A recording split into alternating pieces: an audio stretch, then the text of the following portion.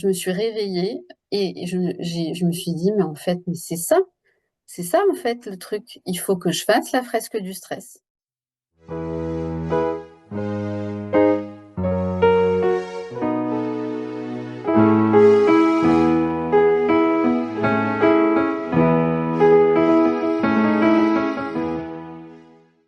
Bien, bonjour docteur Floriane Dion, et puis bonjour à tous. Merci beaucoup d'avoir accepté de participer à l'édition 2025 de notre événement APTCCB, le mois des femmes. Donc merci encore d'avoir accepté de participer. Bonjour Cyrielle, merci pour l'invitation. De rien. Alors, est-ce que tu peux te présenter et puis nous parler un petit peu de ton parcours et puis de ton activité? Bien sûr. Alors, au départ, je suis médecin généraliste, donc j'ai fait un cursus, je dirais, assez classique, hein. Mais là où ça a été un petit peu moins classique, c'est que juste à la sortie de l'internat, j'ai eu l'occasion de faire un premier DU de relations de soins et gestion du stress à la Pitié-Salpêtrière avec le professeur Corinne Narbanis. Donc c'était un DU qui débutait tout juste et donc il est écrit en tout petit méditation de pleine conscience. Et ça a été très très important dans la suite de mon parcours parce que finalement j'ai tellement entendu d'approches holistiques, de notions d'approche très holistique dans ce DU que après ça a vraiment teinté ma pratique et ça m'a même donné envie d'aller plus loin et de me former aux thérapies cognitivo-comportementales, notamment par la pleine conscience. Donc, je dirais que c'est venu assez tôt, voilà, dans ma façon de travailler, ce regard très global sur la santé. Et puis petit à petit, je me suis rendu compte que la médecine générale, c'était pas tout à fait ce que j'imaginais au départ, que le système avait quand même bien évolué entre mon jeune âge où je consultais mon médecin de famille et où j'avais eu l'idée en fait de faire ce métier-là. Et puis quand moi je suis arrivée sur le monde du travail, donc ça me correspondait pas trop en fait, cette manière de travailler et maintenant on parle de plus en plus de un motif, une consultation, et tout ça doit rentrer dans 15 minutes. Donc je l'ai un peu subi à vrai dire, sur mes années de médecine générale, et donc j'avais du mal à rentrer dans ce moule-là parce que j'avais déjà une manière de travailler qui était très, globale, très holistique. Et puis, en parallèle de la médecine générale, j'avais aussi une activité de gynécologie médicale, parce que j'avais fait par ailleurs un DU de gynécologie médicale, et je travaillais en PMI. Là, la mission, c'était de la prévention. Ça me plaisait beaucoup d'ailleurs, et finalement, j'avais aussi besoin de déployer cette approche très globale de la santé avec ces dames qui pouvaient avoir des situations assez précaires. Et donc, même s'il y avait une question de santé plutôt physique, on va dire, au premier plan, il pouvait y avoir d'autres questions plus autour de la santé mentale, autour de la santé sociale. Et donc, je me suis beaucoup plu dans ce poste-là. J'y suis restée plus de 6 ans. J'ai fait d'autres choses après autour, quand j'ai quitté les consultations de médecine générale plus classiques que j'ai pu avoir en cabinet libéral ou en centre de santé. Je suis allée travailler à l'université en médecine préventive universitaire. Ça, c'était absolument passionnant, en plein Covid. Je suis devenue à cette occasion formatrice en premier secours en santé mentale, puisque donc on cherchait quelque chose pour accompagner les jeunes qui avaient été vraiment très très très malmenés par cette crise sanitaire au niveau de leur santé mentale. Moi là-bas, je faisais des consultations de gestion du stress par la méditation de pleine conscience justement. Et puis donc je suis devenue formatrice premier secours en santé mentale. Après, j'ai travaillé en pédopsychiatrie en tant que coordinatrice d'un CESAD avec des enfants qui avaient essentiellement des troubles autistiques. Voilà, donc j'ai fait pas mal de choses assez variées et j'avais donc toujours une activité de gynécologie hein, à côté de toutes ces expériences-là. J'ai même été somaticienne en clinique psychiatrique un petit temps. Et puis bah, je me suis blessée la main en fait dans un accident de voiture assez basique. Je me suis retourné le pouce et en fait j'ai eu beaucoup de mal à récupérer ma main d'avant. D'ailleurs je ne l'ai pas récupérée et donc je ne pouvais plus utiliser mes pinces. Donc j'ai dû lâcher l'activité de gynécologie un peu à regret Et ça a complètement remis en question mon organisation professionnelle, puisque donc j'avais toujours eu plusieurs choses comme ça, l'une à côté de l'autre, mais avec la gynéco qui était l'activité quand même assez principale. À ce moment-là, j'étais donc coordinatrice du CESAT sur un tout petit temps, sur un carton.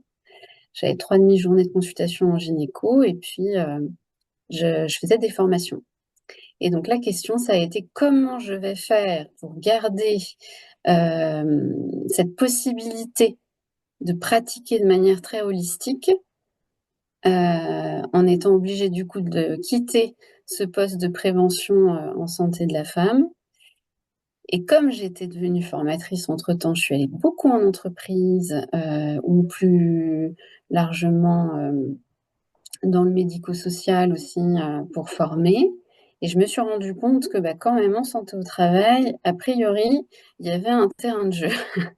Et donc c'est comme ça que j'ai pris la décision de changer de spécialité et de devenir médecin du travail, parce que la mission est une mission de prévention et où il est question de déployer une approche globale de la santé.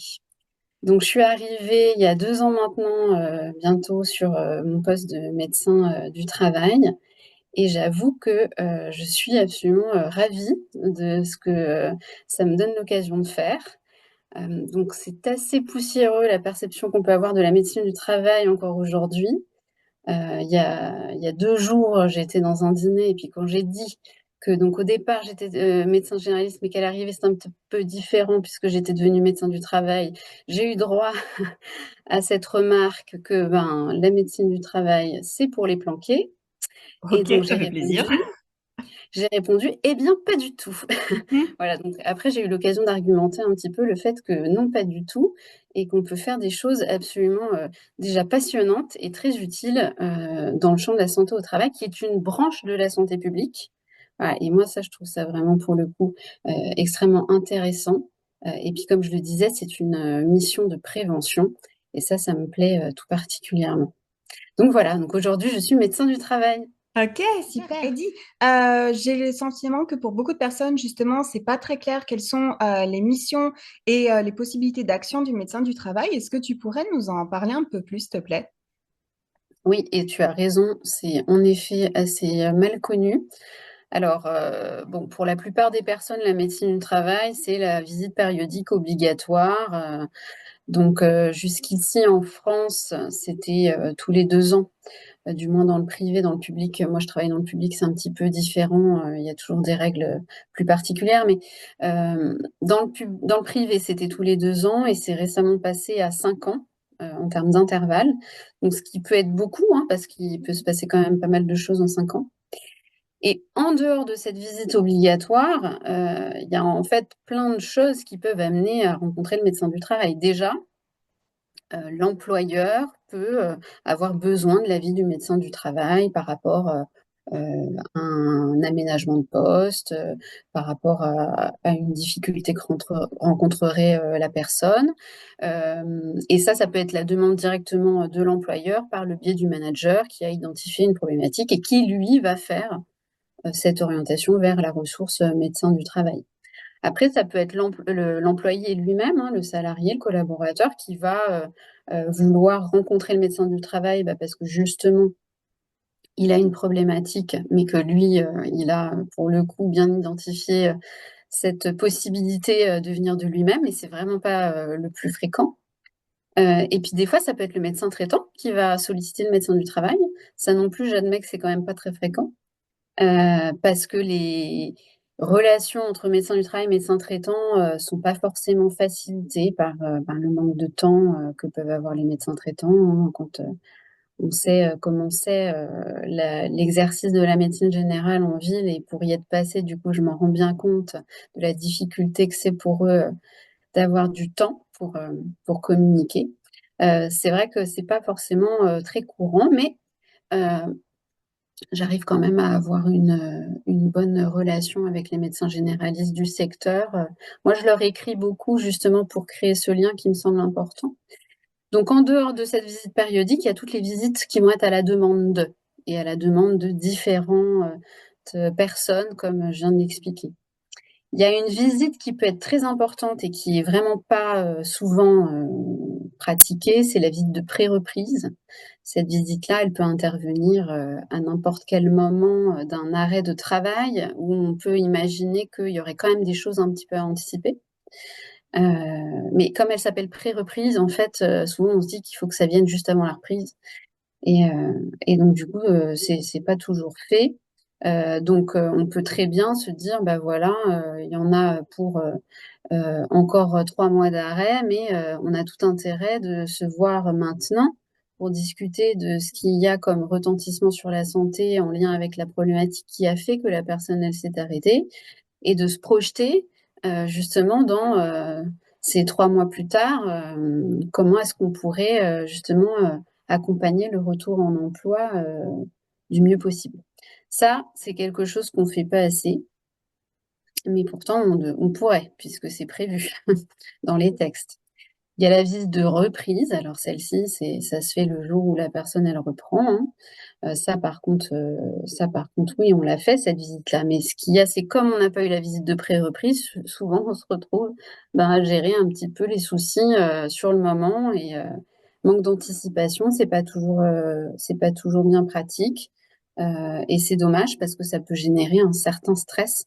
Et pour la personne qui revient au travail, qui a été coupée pendant longtemps, plus ou moins longtemps du milieu du travail, pour le manager, enfin pour finalement pas mal de monde, l'équipe, enfin. Et donc cette anticipation, qui est quand même un peu le cœur de la prévention, elle peut manquer. Donc au-delà de ces consultations, je dirais, individuelles, qui occupent à peu près 2 tiers du temps du médecin du travail, il y a d'autres missions qui sont importantes. Il y a le fait de participer à différentes instances euh, en tant que conseil de l'employeur, et puis aussi des représentants du personnel. Il y a le fait de prévoir des temps d'échange pluridisciplinaire avec les autres membres de l'équipe de santé au travail, puisque le médecin du travail, en principe, il n'est pas seul, hein. Il peut y avoir différents acteurs autour, infirmières, psychologues, ergonomes. On peut imaginer aussi des ingénieurs en prévention des risques. Enfin, ça peut être assez grand l'équipe hein, de santé au travail, ça dépend des endroits. Donc ces temps d'échange pluridisciplinaires, moi je les trouve essentiels parce que à un moment donné, on a besoin aussi de pouvoir croiser les regards et d'échanger pour accompagner au mieux les situations, que chacun puisse jouer son rôle, être dans une forme déjà de coopération, même encore mieux, je dirais, de collaboration, parce que quand on peut être face à des choses complexes, il y a une espèce de créativité qui peut un peu émerger du groupe si on prend le temps de discuter. Donc ça fait aussi partie des missions du médecin du travail qui rentrerait plutôt dans le cadre du tiers-temps. Et puis sur ce tiers-temps, il y a autre chose qui peut être prévu, c'est les études de poste, les visites de site. Donc ça, c'est vraiment aller sur le terrain. Donc le tiers-temps, il s'appelle aussi le temps dédié aux actions au milieu de travail. Et sur ce temps dédié aux actions au milieu de travail, il y a aussi la possibilité de faire de la sensibilisation et de la formation. Et ça, c'est vraiment pour le coup le point qui m'intéressait tout particulièrement parce que, comme je disais tout à l'heure, je suis devenue au fil des années formatrice et que j'apprécie tout particulièrement ces moments plus collectifs de partage, de transmission. Je me suis rendu compte que dans ma pratique de médecine générale, déjà, en fait, je passais un temps assez important à expliquer les choses aux personnes, à faire de l'instruction santé, en fait. Voilà. À la PMI aussi, je faisais beaucoup, mais j'avais plus de temps déjà, j'avais 30 minutes versus 15-20 minutes en médecine générale. Voilà, ça, c'est quelque chose que je me suis rendu compte, enfin, je me suis rendu compte que c'était quand même très présent dans ma pratique. Et la possibilité de le faire dans le cadre de formation en collectif, est une autre manière de le faire. Voilà. Et ça fait partie des missions du médecin du travail, mais ça, on ne le sait pas trop. Donc, moi, j'avais bien lu justement que c'est écrit noir sur blanc dans le Code du travail et j'ai amené ça assez spontanément aux employeurs avec qui je travaille en leur disant, voilà, moi j'ai cette casquette-là. Dans le tiers-temps, il est prévu ça, et je compte bien qu'on puisse faire des choses en termes de sensibilisation, de formation, d'action de prévention, avec cette dimension plus collective qui me semble fondamentale. Donc, c'était un petit peu surprenant pour eux parce qu'ils n'avaient pas l'habitude. On m'a beaucoup dit, ah mais nous, on veut juste que vous fassiez des consultations, hein. Et donc, il a fallu un petit peu insister pour leur expliquer que je n'étais pas que là pour les consultations individuelles. Mais c'est encore la perception qu'on peut avoir du rôle du médecin du travail. Pour le coup, toute cette dimension collective n'est pas à négliger parce que dans une approche très globale et je dirais même systémique, on sait à quel point c'est important d'avoir un regard plus large sur les situations. Ouais. Donc voilà pour te dresser un petit portrait plus moderne de ce que peut faire le médecin du travail. Ok, super. Et franchement, j'espère que ça va justement clarifier les choses pour les personnes qui nous écoutent. Et puis, pourquoi pas peut-être aussi donner des idées à des étudiants, étudianteux qui peut-être nous suivent également. Et d'Ivoire, tu as développé un outil, justement. Est-ce que tu pourrais nous en parler un peu plus? Alors oui, donc justement, parce que je me suis retrouvée dans le cadre des consultations individuelles confrontée à une vraie problématique. C'est-à-dire que mon domaine d'expertise au fil des années avec la formation TCC Mindfulness, c'est devenu le stress Mhm. et par extension le burn-out. Je me suis quand même vite rendu compte que facilement 90% des personnes qui venaient me voir en consultation étaient concernées par une problématique de stress qui était soit finalement au premier plan, soit au second plan. C'est-à-dire que soit c'était vraiment affiché, j'ai un contexte de stress au travail. Alors souvent, quand ils venaient avec un motif stress, c'était plutôt du stress au travail. Sinon, ils pouvaient avoir des manifestations assez variées, type troubles musculo-squelettiques, choses comme ça. Et en fait, quand on commence à gratter, on se rend compte qu'il y a du stress là-dessous. Et ça peut être un stress d'origine professionnelle ou un stress d'origine personnelle d'ailleurs. Donc là, au bout de quelques mois, je dis non mais c'est pas possible d'avoir autant de personnes qui sont concernées et aussi peu qui finalement sont, alors je dirais pas éduquées, mais instruites. Mm. Parce que pour moi, il y a une grande différence. On parle souvent de psychoéducation, mais alors déjà, j'aime pas qu'on dise que c'est que de la psychoéducation. Et puis, pour moi, on fait de l'instruction à la santé, hein, plutôt. Et donc, je les ai trouvés vraiment pas bien instruits, les gens, hein. Mais c'est pas de leur faute, hein, c'est que en fait, juste, on n'apprend pas ça à l'école. Si on a la chance de baigner dans un environnement où on peut avoir accès facilement à de l'information, et ben, on est mieux sensibilisé que le reste de la population. Et donc, déjà en médecine générale, comme je disais, je passais mon temps à expliquer des trucs. Bon. Et je me disais déjà que c'était quand même bien dommage de traverser la vie sans avoir compris deux, trois choses sur comment ça fonctionne chez nous, quoi. Et puis bah là, je me suis dit que vraiment, vraiment, il y avait un sujet avec cette thématique du stress.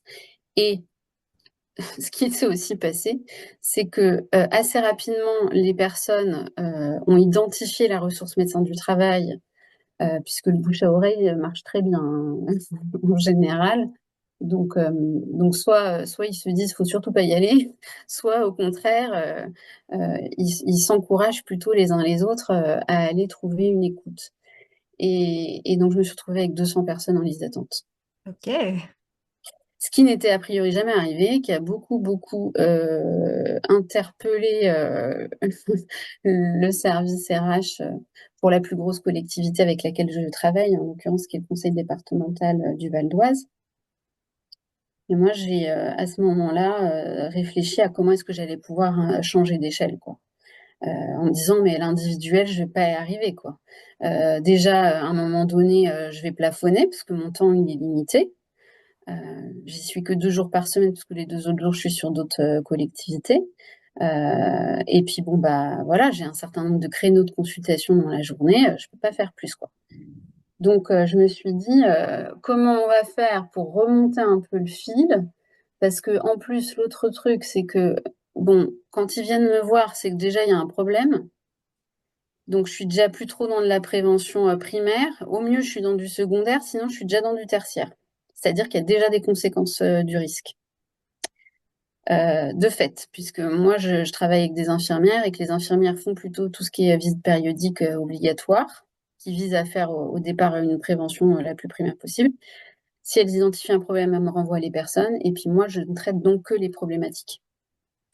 Donc voilà, impact assez limité, quoi. J'arrive un peu comme un pompier, ce qui est quand même un peu le pompon quand on se dit que on est venu faire de la prévention. Donc la question, c'était comment je vais pouvoir remonter un peu ce fil-là et faire une prévention un petit peu plus primaire et sinon plus intégrée, plus globale.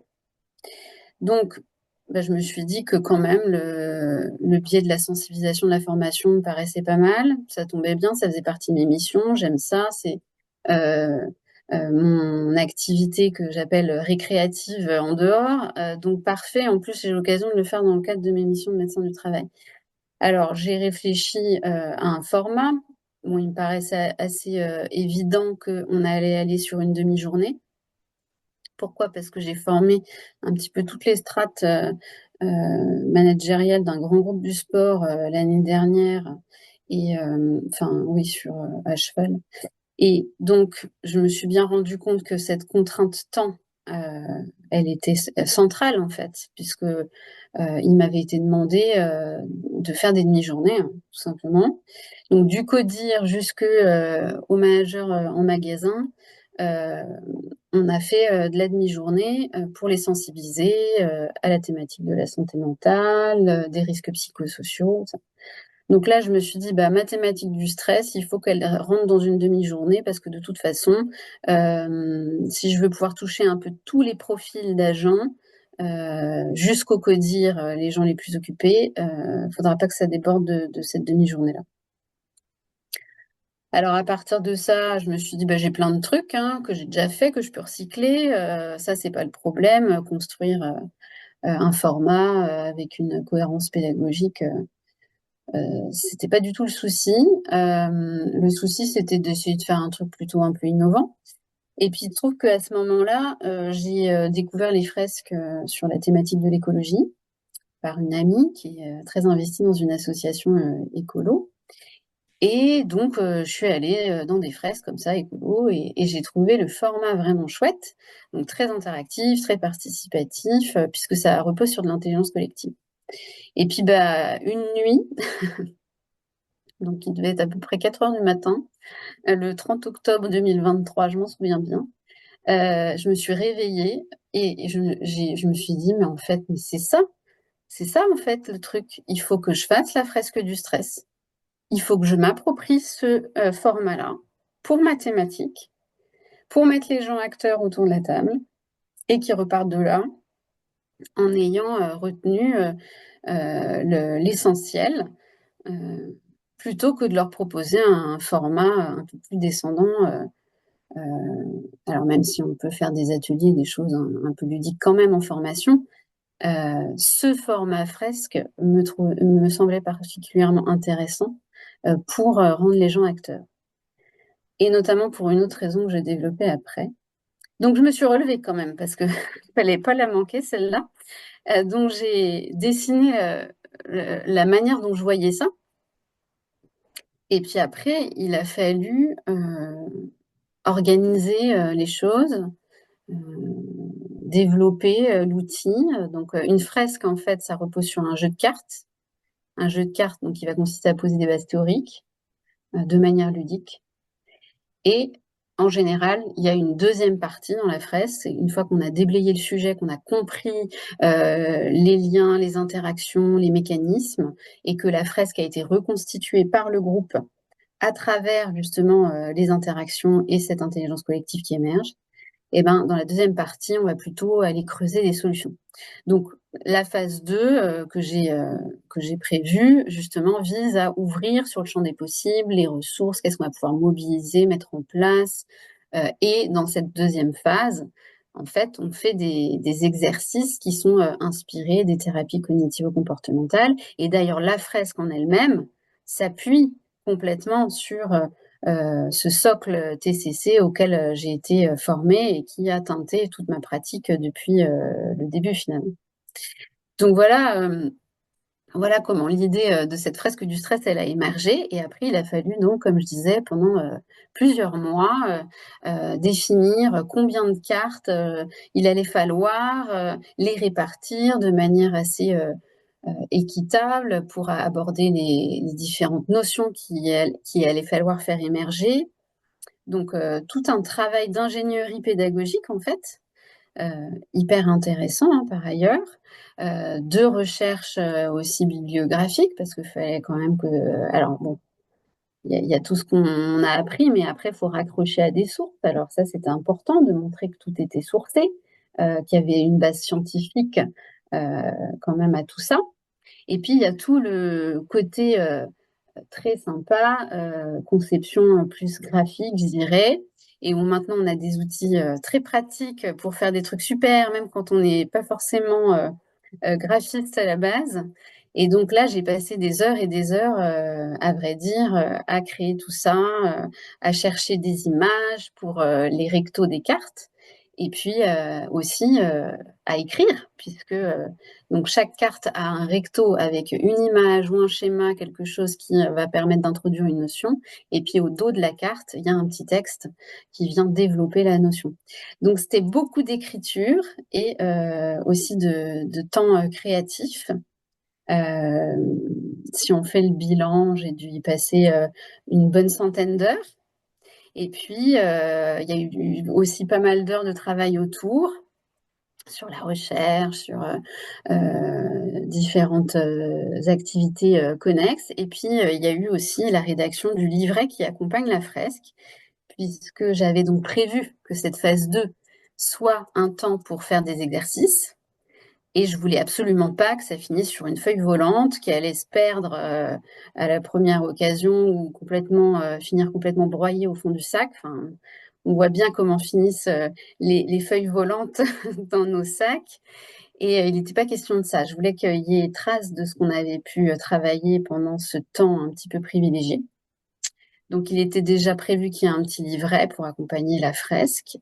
Et en fait, à vrai dire, j'étais quand même bien frustrée une fois que tout ça était presque terminé, parce que j'avais encore plein de choses à partager.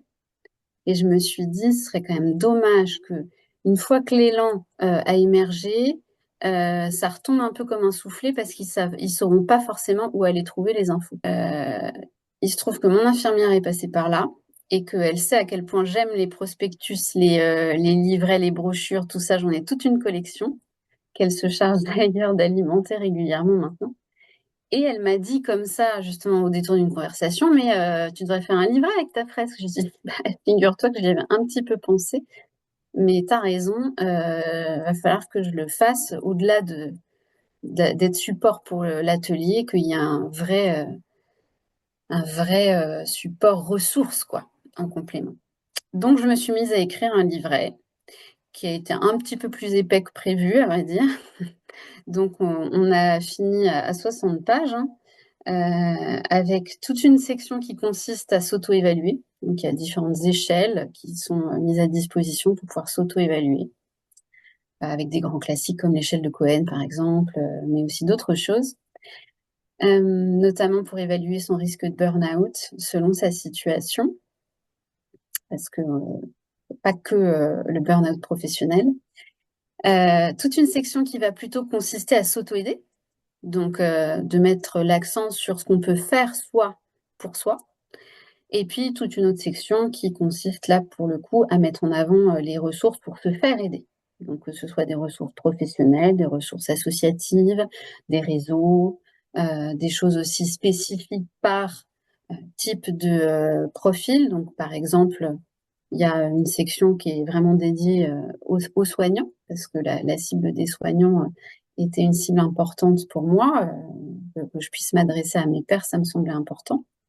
Voilà, et donc ce livret, c'est un buffet en fait, hein. On prend ce qu'on veut sur le moment, ce dont on a besoin, et puis peut-être que dans 3 mois, on y reviendra et on va avoir une autre lecture, on aura besoin d'autres choses pour compléter. Et c'est vraiment l'idée de permettre aux gens d'aller plus loin, mais chacun à son rythme, mais en tout cas vers une meilleure santé, avec un accès facilité à l'information.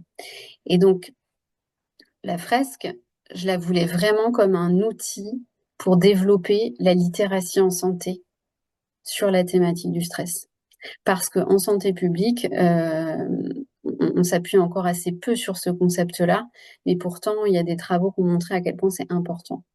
Donc la littératie en santé, ça consiste vraiment à se questionner sur la manière dont on donne accès à l'information, si cette information, elle est compréhensible, si elle est intelligible, correctement vulgarisée finalement, si les personnes sont en capacité d'exercer leur sens critique par rapport à cette information et aux autres informations qu'ils peuvent trouver sur la toile, parce qu'en plus maintenant on est quand même inondé d'informations, il y a une véritable problématique d'infobésité qui fait qu'on peut vite s'y perdre. Et puis quand on a fait attention à ça, à cette question de l'accès à l'information, de la compréhension et de l'évaluation de l'information, bah, on peut espérer que les gens ils mettent en place un certain nombre de changements favorables à la santé. Et donc ça, c'est très central en santé publique d'avoir en tête ce concept-là pour être vraiment impactant. Et puis l'autre défi autour de la fraise, c'était d'arriver à faire de la prévention donc très globale, très intégrée. C'est-à-dire que je voulais que ça permette de faire à la fois de la prévention primaire, c'est-à-dire une personne qui aurait un certain nombre de facteurs de risque de stress identifiés, mais sans forcément le subir. Ça, c'est le meilleur des cas. On peut espérer attraper ces personnes-là avec des facteurs de risque, mais sans forcément ressentir tant que ça le stress et d'éventuels effets néfastes. Prévention secondaire, bah, c'est la personne qui est déjà quand même soumise à un stress certain. Et donc, on va faire en sorte de l'outiller pour qu'elle puisse le réguler au mieux et éviter les conséquences sur sa santé. Et puis, prévention tertiaire, bah, la personne qui, elle, a déjà des conséquences sur sa santé pour le coup. Et ça, j'en ai pas mal qui viennent dans mon bureau et je m'aperçois qu'ils n'ont pas forcément eu de temps euh, d'instruction justement sur la thématique pour comprendre finalement ce qui a pu se passer jusque-là. Même des personnes qui ont fait des burn-out, hein. Mhm. Et quand moi je leur explique deux, trois choses, je m'aperçois que finalement ils n'ont jamais bénéficié de ce type d'information. Je trouve ça quand même bien dommage parce que le risque de rechute il est certain hein, si on ne comprend pas ce qui s'est passé. Et donc finalement la fresque, c'est une transposition de ma manière de penser et de travailler dans le cabinet, hein, dans les consultations individuelles, avec un regard très global sur la situation des personnes. Et donc, ça nous amène à comprendre bah, d'où viennent les sources de stress, comment ça fonctionne le stress, quels sont les impacts potentiels sur la santé, pour raccrocher finalement tous ces signaux que les personnes peuvent ne pas voir, ne pas attraper. Quelles sont les réponses, plutôt les réactions comportementales très automatiques qui vont se mettre en place et qu'on ne voit pas et qui peuvent nous faire tourner en rond parce qu'on est dans ce pilotage automatique la plupart du temps. Et puis, quelles sont les ressources qu'on va pouvoir mobiliser pour retrouver une forme d'équilibre, d'écologie personnelle.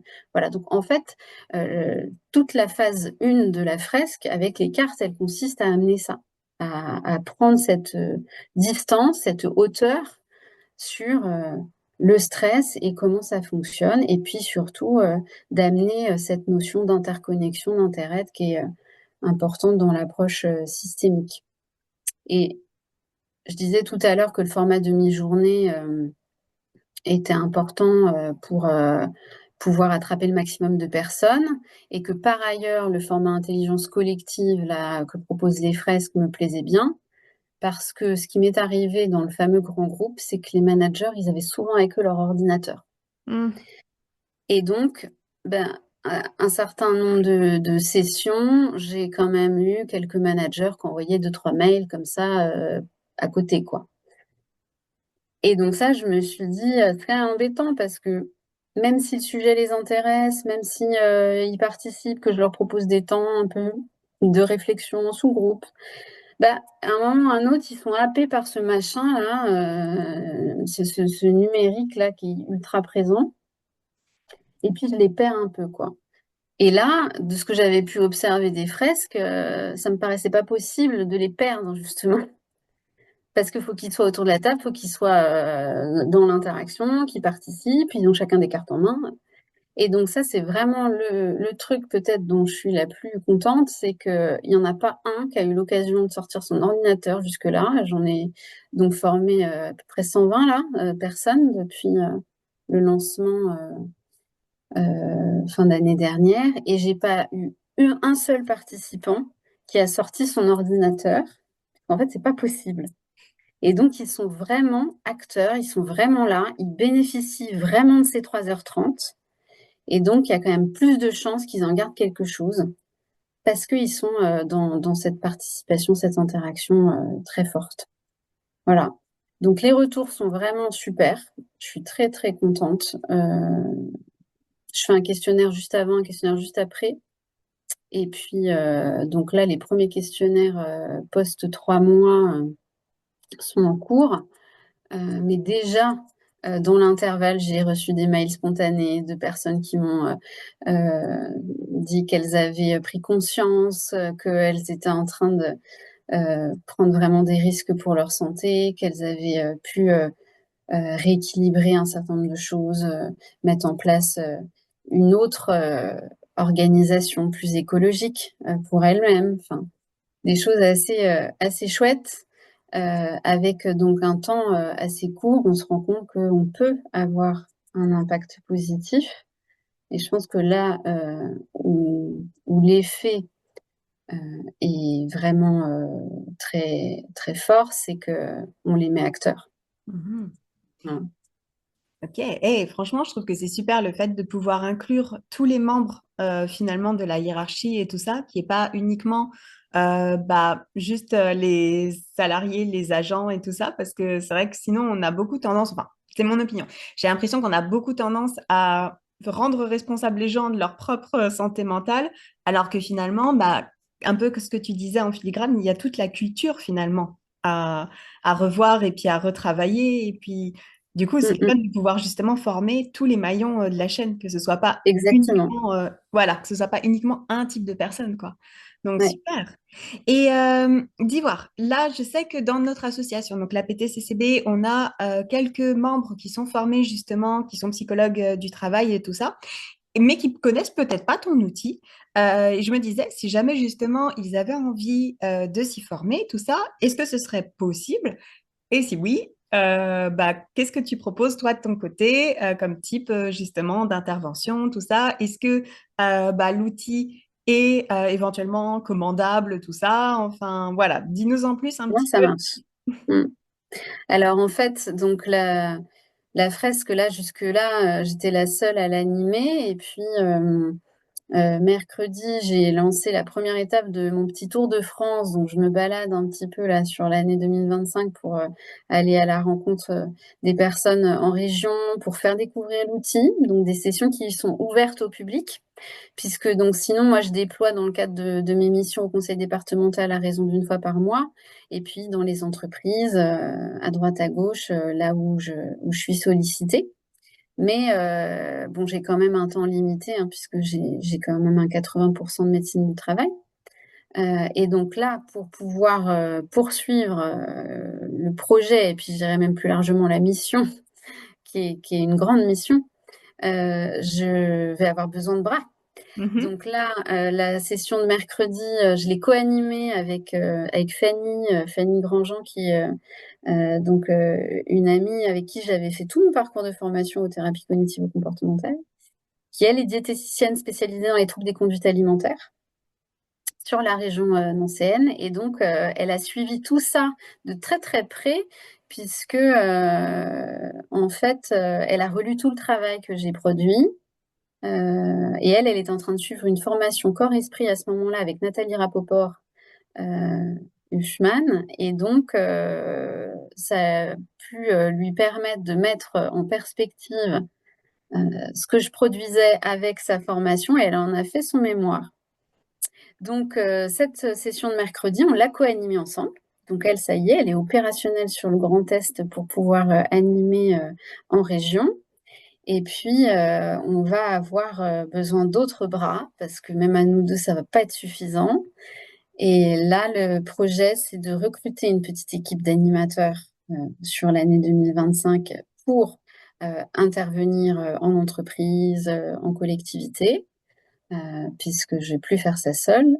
Et il y aura aussi la possibilité pour les employeurs d'envoyer des collaborateurs avec des profils un petit peu choisis, hein. Donc, ça peut être des membres du service de santé au travail, ça peut être des profils plutôt RH, des personnes qui sont dans une forme d'accompagnement, pourquoi pas, ou qui sont déjà formateurs internes qui vont pouvoir venir se former à la presse pour que les organisations aient une autonomie. Voilà. Donc il y aura deux types de manières de déployer, soit en autonomie dans son organisation en faisant en sorte de former des animateurs internes, soit en faisant appel donc à mon pool d'animateurs. Donc s'il y a des personnes qui sont intéressées par le projet et qui ont envie, pourquoi pas de rejoindre l'aventure, et ben déjà il y a plein d'informations à trouver sur le site internet, donc lafresquedustress.com, pour un petit peu mieux comprendre de quoi il s'agit. Et puis, donc cette possibilité de se former, elle va intervenir très bientôt parce que c'est prévu au mois d'avril. Voilà. Et donc, l'idée, c'est de centraliser tout ça pour que l'animateur, lui, il ait juste à s'occuper de sa partie animation.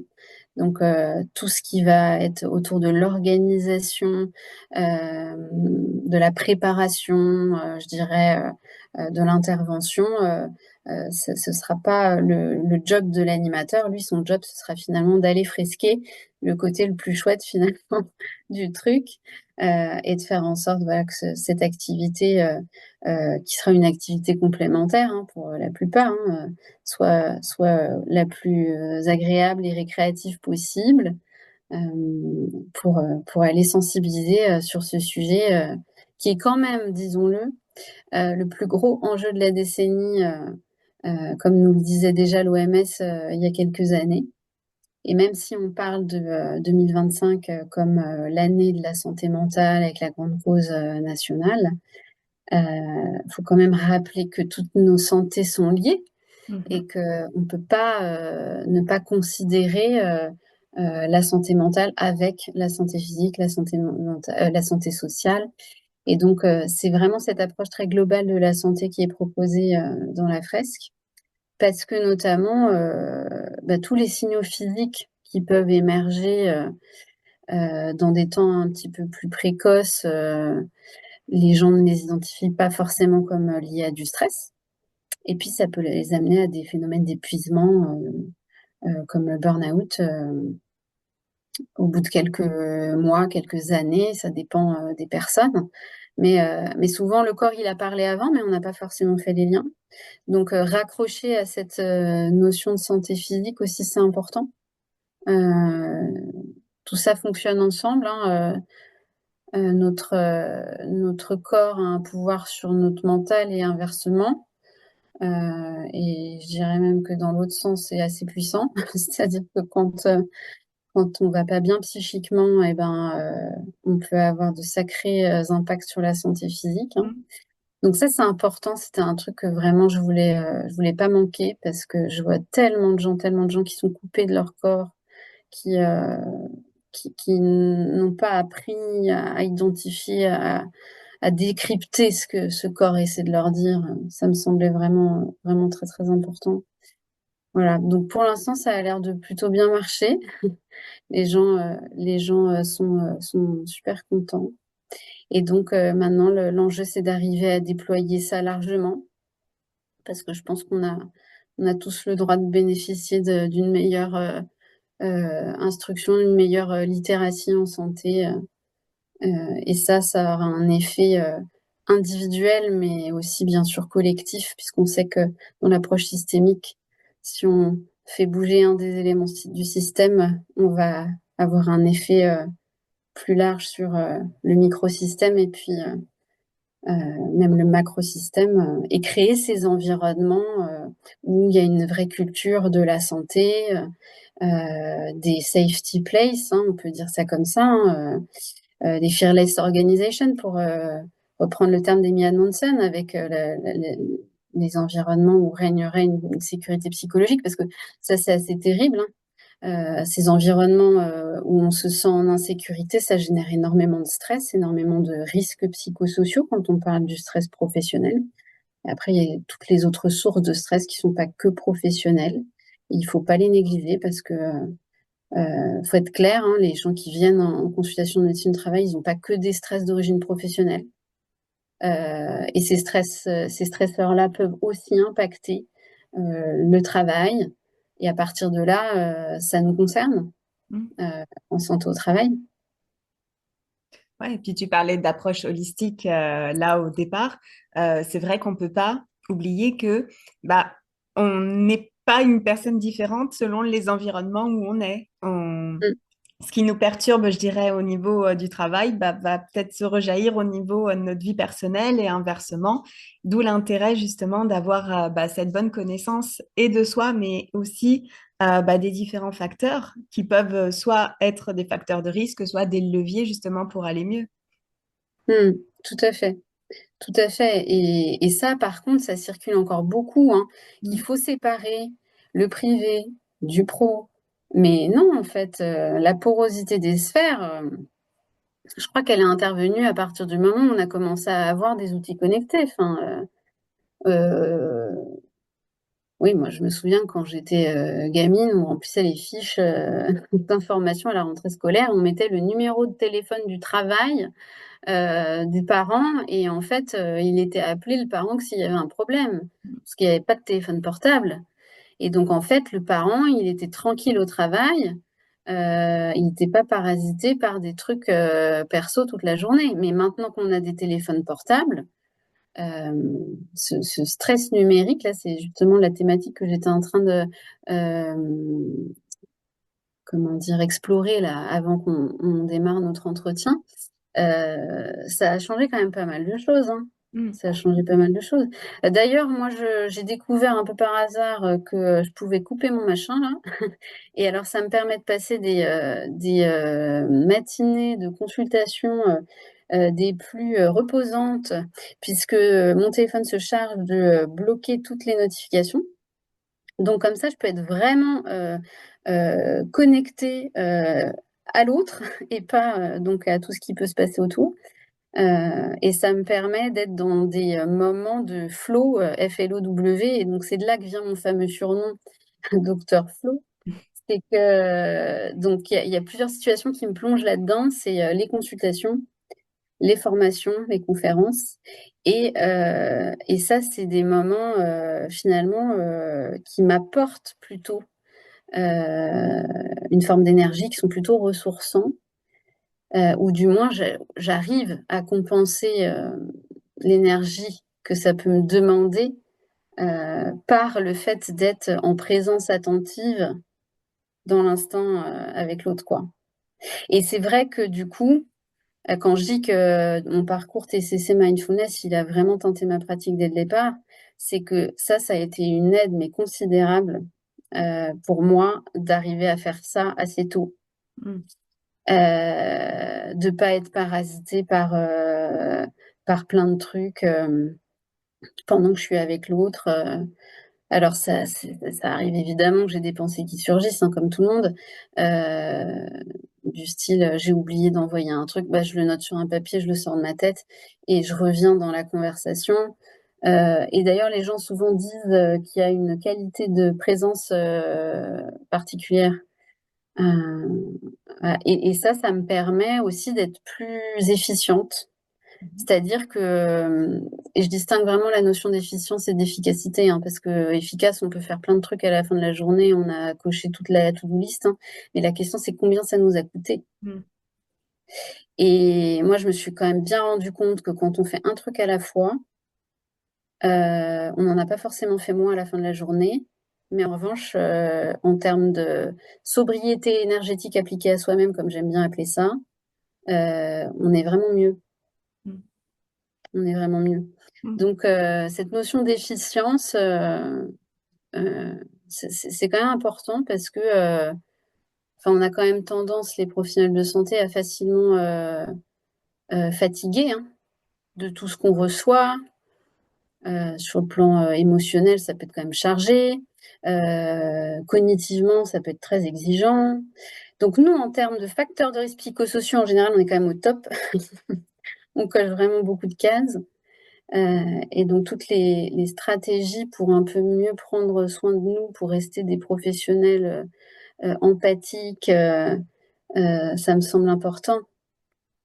Et ça, c'est vrai que je dois dire que cette approche mindfulness, elle m'a beaucoup, beaucoup aidée. Et même plus loin que ça, la formation à la compassion, parce que j'ai fait ensuite, dans le prolongement du parcours TCC Mindfulness, j'avais fait aussi un parcours compassion. Et cette idée qu'on peut transformer l'expérience en quelque chose d'assez agréable, quoi. De ressentir une forme de satisfaction, de savoir qu'en fait, ce simple temps d'écoute qu'on a accordé, c'est déjà thérapeutique pour l'autre, dans des moments où pouvoir prendre 40 minutes pour écouter quelqu'un, c'est devenu un luxe, quoi. Mm. Voilà. Ouais. Et ça, c'est hyper central pour moi, la question du temps. D'ailleurs, j'ai pas de montre, j'ai souvent pas de montre. Je suis pas du tout les yeux rivés sur la pendule quand je fais quelque chose. Je sens le temps et, et avoir un temps suffisant, ça me semble essentiel pour pouvoir faire un travail de qualité. Et ça, c'était une de mes premières questions quand j'ai signé. C'est quel temps vous me donnez? Voilà. Donc j'ai la chance que quand c'est complexe, mon créneau il est doublé, donc je vois les gens sur 40 minutes. Donc ça me permet déjà de pouvoir travailler correctement par rapport à mes confrères qui en ville ont que 15 minutes, c'est pas négligeable. Mm. Donc j'arrive à attraper des choses que eux ne peuvent pas attraper. Et c'est pour ça que je disais que je leur écris beaucoup. Je leur fais beaucoup des courriers pour justement leur partager ce que moi j'ai pu attraper et qui va pouvoir eux les aider derrière à prendre le relais et de créer ce lien parce que j'ai besoin d'eux moi aussi pour pouvoir réaliser mes missions derrière. Donc on a besoin de se reconnecter entre professionnels parce qu'on dépend les uns des autres en fait. On confond souvent autonomie et indépendance. C'est deux notions quand même très différentes. Euh, on peut être très autonome, mais le fait est qu'on est quand même très, très, très interdépendant. Donc, euh, donc voilà, je sais plus pourquoi j'arrivais à ça, mais Bah, en fait, tu vois, là, je vais revenir un petit peu sur ce que tu disais. J'ai envie de dire, ça, c'est un message, je pense que c'est important de le faire passer. Le fait de pouvoir prendre le temps, de pouvoir accorder justement la qualité à nos actions, ça va un petit peu, je dirais, à l'encontre de ce qui est un peu voilà, le leitmotiv, j'ai l'impression, depuis quelques années, où on est beaucoup sur de la hustle culture, où il faut avoir 50 activités en même temps et beaucoup sur des questions aussi de FOMO et compagnie. Mais finalement, effectivement, tout ce qu'on y gagnera en suivant ça, c'est effectivement d'aller sur la pente glissante du burn-out. Donc, si on peut faire passer, je dirais, ce message-là que tu viens de nous transmettre là, à l'instant, à la fois à titre individuel, mais aussi à titre organisationnel, comme quoi on gagne beaucoup plus en ayant le temps et en ayant la possibilité de faire de la qualité, je pense qu'on aura déjà gagné pas mal de points, à mon avis. ouais, tout à fait. Mais c'est vrai que, enfin, moi, je passe mon temps à expliquer qu'il faut faire un truc à la fois, qu'on arrête avec cette notion de multitâche qui est un vrai anti-flow, hein, parce que donc Mhm. je parlais du flow tout à l'heure, qui est quand même vraiment un état dans lequel on peut atteindre des niveaux de performance vraiment optimaux. Et pourtant, je suis pas spécialement pour la performance, hein, comme on peut l'entendre dans le contexte professionnel, hein, puisque on vient d'argumenter la nécessité de prendre du temps. Mais c'est pas ça, c'est pas l'idée de performance dans le sens toujours plus. C'est plutôt l'idée de performer, de se nourrir de cette capacité qu'on peut avoir à performer dans cet état un peu spécifique qu'est le flow, où on fait qu'un truc à la fois, où on est vraiment focus. Et en fait, je me rends compte quand je discute avec les gens que c'est assez peu permis dans les organisations qu'on a. Ils sont souvent en open space, il y a du bruit, enfin, Mhm. enfin, les sources de stress, elles sont multiples et ils en ont pas forcément conscience. Et donc, c'est des choses qui sortent dans les échanges qu'on peut avoir pendant la fraise, justement. Euh, et finalement, la fraise, c'est un vrai moment de flow collectif. On appelle ça plus particulièrement le team flow. Parce qu'on peut le faire en individuel, cette expérience d'état optimal peut se vivre dans un temps individuel. Alors c'est très très décrit dans le sport, hein. Moi, je faisais de la natation quand j'étais plus jeune et c'est vrai que j'arrivais assez rapidement à rentrer dans cet état-là. Mais tout simplement sur mes cours, hein, quand j'étais étudiante, hein, dans des conditions favorables, j'arrivais à rentrer là-dedans. Et il y a un phénomène de distorsion du temps qui est très grisant en fait, hein. Et on peut atteindre ça dans le travail et être particulièrement performant et même créatif quand on arrive à rentrer là-dedans. Mais ça suppose qu'on ait des conditions vraiment favorables. Et donc, pas plein de distractions tout le temps, pas du bruit en permanence. Voilà. Et donc, ça renvoie à cette notion de multitasking qui est, comme je disais, un vrai anti-flow.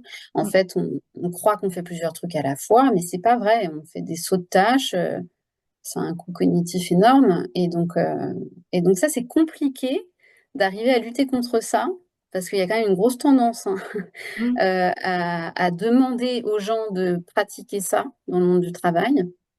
Donc, quand moi j'arrive et que je fais une conférence ou une formation, quelque chose, et que je dis ça, on me regarde un peu avec des gros yeux et on me dit, mais Floriane, c'est un peu à contre-courant ce que tu dis.